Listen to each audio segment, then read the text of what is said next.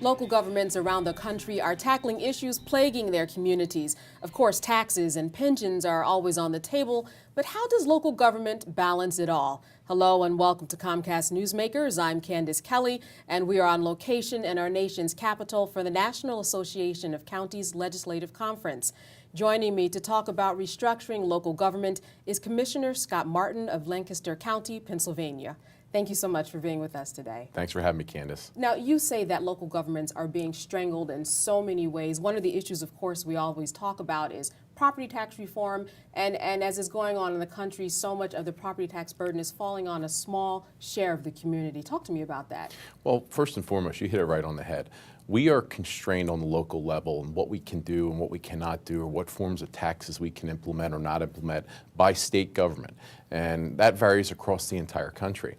But for instance, in Lancaster County, Pennsylvania, we have about 187,000 taxable parcels. Some of them don't pay taxes at all because they're nonprofits, they're tax exempt.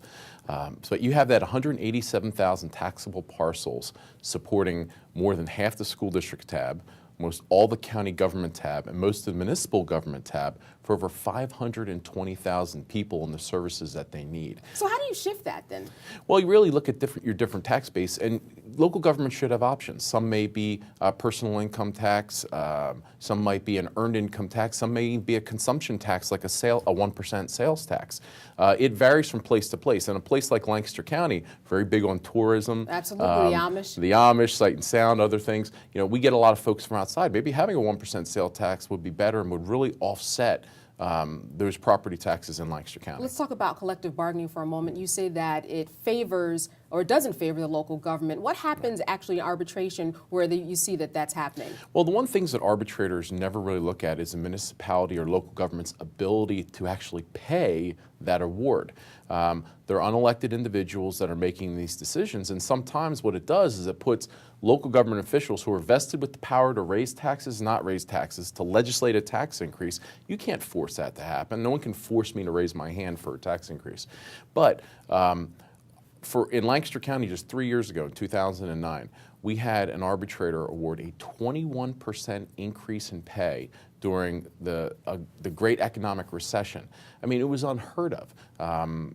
Our folks there have been getting solid increases, but it too often has been tilted away from us. And when you see awards coming down that greatly reduce employees' ability to contribute to their health care plans, to their pension plans, or you see wage increases like this, really you're leveraging that all against the taxpayers in your local district, and unfortunately local governments can't pay the bill. You see police, firemen getting laid off and other services being cut to make up for these kind of ridiculous awards. We have about a minute left, and you mentioned pension in your last answer. In terms of pension reform, define contribution plans instead of benefits plans. That's where you would like it to see. Right. The defined benefit plan is a dinosaur, a thing of the past. Even in the private sector, most private sector entities have completely moved to a defined contribution plan.